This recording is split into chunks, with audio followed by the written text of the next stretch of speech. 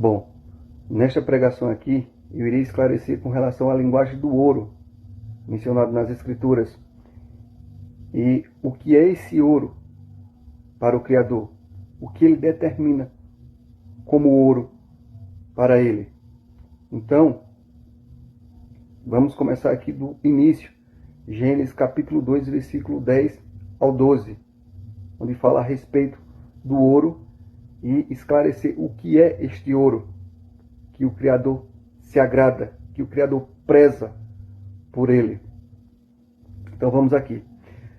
Na região do Éden, nascia um rio que irrigava todo o jardim e depois se dividia em 4.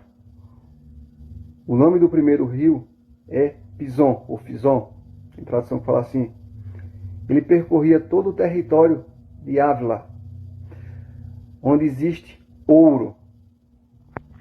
Aí no versículo 12 vai falar: o ouro daquela terra é de pureza excelente, terra na qual se encontra o bidélio, raro perfume, e a valiosa pedra ônix. Então presta atenção aqui que ele fala de um ouro de uma pureza excelente. O que é essa pureza? É o seu povo mediante a sua lei, que é pura, proclamando a sua palavra mediante a sua lei, que é pura, de pureza excelente. E ele ainda vai qualificar aqui, ó, se encontra o bidélio, o raro perfume, que são as palavras na sua essência pura. E também a valiosa pedra ônix. Ele até qualifica, mas para o reino do Criador, como o maior cuida do menor, então esses que são qualificados acima, eles não se vangloriam por isso. Jamais, porque eles sabem que fazem parte do mesmo corpo, isto é, de uma mesma lei, do fundamento otorgado na criação. E esse povo, ele faz parte da cidade pura, da Yahushalã, que você conheceu como Jerusalém. O nome é Yahushalã. Está contido o nome do Todo-Poderoso e o nome do Mestre. Então, aqui, a gente já vai para Apocalipse, capítulo 21. Porque tudo aqui já está predeterminado desde o início. Então, vamos aqui para Apocalipse capítulo 21, versículo 18 ao 21. Que aqui vai falar da nova Yahushalã, que ela é adornada de ouro puro, de pedras preciosas. Porque de Gênesis, a gente já vai para Apocalipse, na mesma linguagem. Por quê? Yah é aquele que anuncia o início de todas as coisas e o fim delas. Então ele já está mostrando ali o ouro de natureza puríssima no início e já falando da nova Yahushalã, adornada de ouro puro, que é o seu povo. Então aqui diz: o muro era feito de jaspe e a cidade era de ouro puro, semelhante a um vidro puro. Os fundamentos do muro da cidade eram ornamentados com todo tipo de pedras preciosas. O seu povo, que ele sai qualificando. Daí ele vai dizer: o primeiro fundamento era ornamentado com jaspe, o segundo com safira, o terceiro com calcedônia, o quarto com esmeralda, e por aí vai. Daí no versículo 21, ele vai falar: as 12 portas eram 12 pérolas, cada porta feita de uma única pérola, que é a lei, é a mesma lei para todos, essa pérola, a lei do Criador. A rua principal da cidade era de ouro puro, como um vidro transparente. Então, você consegue compreender que a mesma linguagem lá de Gênesis, no capítulo 2, do versículo 10 ao 12, ela é a mesma linguagem aqui de Apocalipse, capítulo 21, versículo 18 ao 21, onde o ouro que é mencionado aqui se trata do seu povo perante a sua lei, perante a sua palavra pura, esclarecendo toda a verdade. Irei até citar essa passagem aqui para reforçar ainda mais. Lamentações, capítulo 4, versículo 2. E aqui diz: os nobres filhos de Yalxalã, vai ter tradução que fala os nobres filhos de Sião, ou os filhos de Sião. Sião e Yalxalã quer dizer a mesma coisa, que são o monte sagrado, ou melhor, é o monte sagrado do Criador, os reis, que irão governar junto com Yalxa, sobre o seu comando. Então, continuando, diz: eram tão preciosos para nós como o ouro puro, mas agora são tratados como simples potes de barro. Então, o ouro de pureza excelente se trata do monte sagrado do Criador, os reis, escolhido por ele para governar. E esses homens, eles jamais são complacentes com a injustiça e muito menos com a maldade. E por isso que está sendo mencionado aqui, os nobres filhos de Yalxalã era tão precioso para nós como o ouro puro. E eles regem perante a lei do Criador, mediante a equidade. E assim será no estabelecido reino do Mestre, no qual eles vão governar junto com o Mestre sobre a sua batuta perante a sua lei, e assim purificar o reino, isto é, o povo do Criador, para a ele ser entregue. E lá em Êxodo, no capítulo 19, versículo 5, vai falar da pureza do seu povo, o seu monte sagrado, que é relacionado ao ouro puro. Lá em segunda Kéfas, que você, ou melhor, primeira Kéfas, que você conheceu como Pedro, no capítulo 1, versículo 7, também vai falar sobre. E lá em Malaquia, e seu nome significa mensageiro, no capítulo 3, versículo 17, vai falar sobre também a pureza do seu povo, que eles são tidos como joia, em tradução vai falar até que eles são tidos como joia preciosa, joias preciosas para o Criador. Está aqui o esclarecimento do que é o ouro e qual é esse ouro de natureza valiosíssima para o Criador, pois muitos aqui, quando vai ler, principalmente os falsos mestres, eles colocam logo na natureza literária, achando que é o ouro, esse ouro em barra, de jeito maneira. A única coisa que o Criador se agrada neste mundo é o ser humano, a sua criação, o seu povo. Do resto, você já viu alguém saindo daqui num caixão de ouro? Você já viu alguém saindo daqui com uma caçamba de ouro, de diamante, saindo deste mundo?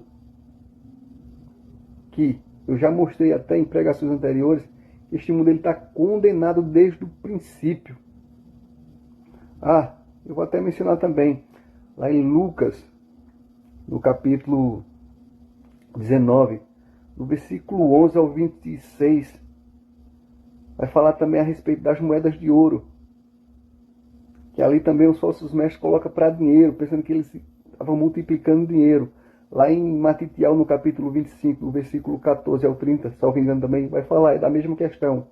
O ouro ali representa a palavra do Criador, que é para ser multiplicada na soberania da sua verdade, mediante a sua lei.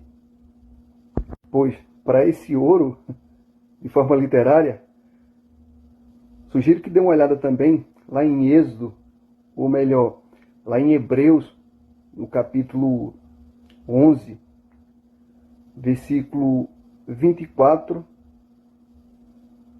ao 26, que lá vai mostrar Moisés largando todo o ouro do Império Egípcio, o qual ele era o herdeiro, para seguir o caminho da verdade. Ele largando toda a riqueza do Império Egípcio para seguir o caminho da verdade, porque o ouro era ele, a sua natureza mediante a verdade que por ele foi proclamada, através da lei que se apresentou a ele. Sugiro também que dê uma lida em Deuteronômio no capítulo 17, e lá vai dizer que o rei escolhido para governar o povo do Criador, ele não poderia se apegar em muitos cavalos para si, ou muitas pratas para si, ele não poderia ter isso. Está relacionado às riquezas, para que ele não impregnasse o seu coração nas coisas deste mundo, porque era uma preparação para o reino da verdadeira vida, do verdadeiro tesouro, onde lá as traças não corroem nada e ninguém jamais pode meter a mão nesse tesouro. Então, o reinado do rei, ele poderia ser próspero para com o povo, para que o povo não voltasse à escravidão de um sistema corrupto, pagão e mortífero. Pois o rei, ele estava debaixo da lei, e regido por essa lei, ele tinha a obrigação de preparar o seu reino mediante essa lei, para que o povo fosse também preparado por essa lei para o verdadeiro reino e para a verdadeira vida. E também está lá em Lucas, onde o próprio mestre, Lucas capítulo 4, vai rejeitar todas as riquezas deste mundo, onde Satanás se apresenta a ele e oferece os reinos deste mundo. Em troca, ele deveria se prostrar diante dele. Esse se prostrar aqui era para aceitar todo o engano dele. E o mestre descarta, rejeita, que eu até já mencionei em outras pregações, que o mestre teve que ir para o deserto, porque a congregação, ela caiu no deserto, quando estava sendo liberta da escravidão do Egito. O Egito, a história do Egito representa o engano deste mundo. Já falei em outras pregações, estão reforçando cada vez mais, para quem está assistindo pela primeira vez, porque o Egito é império, império devasta nações. E só um império que superou o Egito, que é esse que está vigorando hoje, que o mestre vai arrebentar com ele, Roma. Então o mestre teve que ir para o deserto, porque a congregação caiu no deserto na astúcia do bezerro de ouro, que o bezerro de ouro representa a ilusão das riquezas deste mundo. E até também já mencionei, o que tem de ciladas por trás das riquezas deste mundo, onde quem está controlando este mundo são os seres que se rebelaram no Éden, a árvore do conhecimento do bem e do mal, os anjos caídos. Então é que eles vão oferecer ao mestre os reinos deste mundo, que está sob seu comando, qual é o próprio mestre que vai destronar esse reino das garras desses seres. E tem também a parábola do jovem rico, onde ele vai mencionar que estava exercendo os preceitos da lei, mas ele estava diante da lei carnal, porque ele não reconheceu aquele que é o dono da lei, que é a lei, enviado pelo Criador, o qual vai dizer: larga tudo e me segue. Assim como Moisés fez lá no início, largou toda a herança do Império Egípcio e seguiu o mestre. E assim, o jovem rico, encantado com a ilusão das riquezas deste mundo, não fez E o mestre o chamou para ser discípulo dele, para seguir o mesmo caminho dos apóstolos, os quais são herdeiros do seu reino, do reino. O verdadeiro reino e a verdadeira vida. Agora, onde é essa terra que está se encontrando este ouro puro, de natureza excelente? Pois nesta terra tem um povo que já está sendo restaurado pela lei do Criador, pelo caminho da verdade. E ainda diz, terra na qual se encontra o bidélio, raro perfume, e a valiosa pedra ônix. Assim sendo, eu como embaixador da lei do Criador, imagine eu chegar para alguém que está usando a Bíblia e perguntar, você conhece as Escrituras? Porque se a pessoa falar que conhece, eu vou perguntar, você conhece a lei do Criador? Sabe o que é a lei do Criador? Se a pessoa está dizendo que conhece as Escrituras, ela tem que conhecer a lei do Criador e saber o que é a lei do Criador. Logicamente que isso aqui está relacionado aos falsos mestres. E através da lei do Criador, os falsos mestres são desmascarados. Então, para finalizar a pregação, está aqui, ó, o ouro de natureza e de pureza excelente, o qual o Criador preza por ele. É o seu povo diante da majestade da sua lei, proclamando a majestade da sua lei, a qual é pura, puríssima. Oh, glória! Esse é o coral que vai cantar lá no céu. Aleluia! Louvado seja o nome de Deus eterno. Oh, aleluia! Porque é bom, o teu amor é pra sempre. Adorai-ao, porque é bom, o teu amor é pra sempre.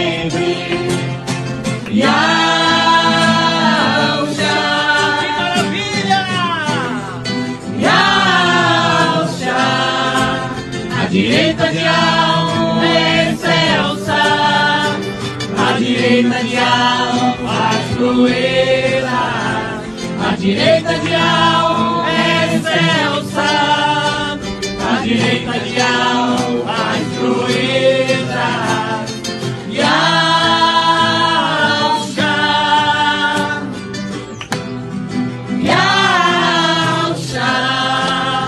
e ao nos corrigiu, nos castigou, mas a morte não nos entregou. E ao nos deu a vitória, e ao nos deu a salvação, jamais morreremos, nós viveremos eternamente em nome de Yahshua Mashiach. Yahshua,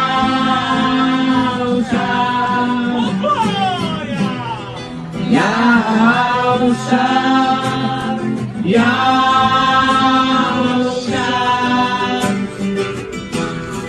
Yahshua, abrimos as portas da justiça, vamos entrar celebrando a Yah. Essa é a porta da verdade, por onde os justos entrarão. Bendito que vem em nome de Yah, o Rei da Glória, Yahshua,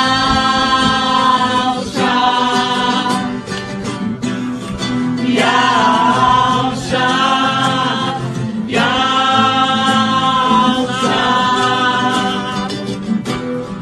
Yahshua, na casa de Yah.